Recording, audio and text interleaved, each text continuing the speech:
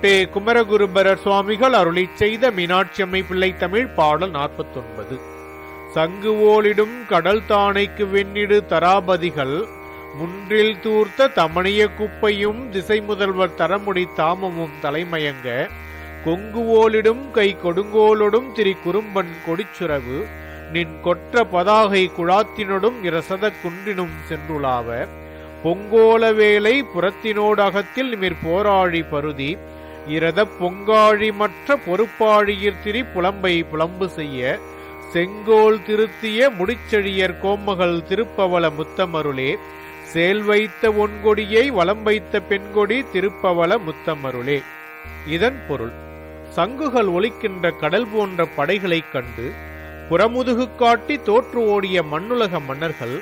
கப்பப் பொருளாக கொண்டு வந்து குவித்துள்ள நிரம்பிய பொற்குவியலும் திசை காவலர்களின் முடியில் அணிந்த மாலைகளும் ஒன்றாக கலந்து கிடக்க மனம் கமழும் கொடிய மலர் அம்புகளுடன் கூடிய வாயையுடைய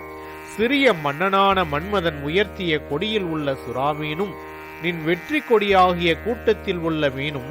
வெள்ளிமலையிலும் கைலை மலையிலும் சென்று உலவ மிக்க இறைச்சலையுடைய கடல் பக்கத்திலும்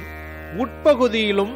நிமிர்ந்து செல்லும் ஆணையாகிய சக்கரமும் கதிரவனின் தேரில் உள்ள உயர்ந்த சக்கரங்கள் அந்த சக்கரவாள மலையில் திரிகின்ற தனிமையை வருத்தி நெருக்கி இடம்பெறுமாறு செங்கோல் செலுத்திய முடியணிந்த பாண்டியம் மன்னனின் சிறந்த மகளே, அழகிய பவளம் போன்ற திருவாய் முத்தத்தை தந்தருளுக.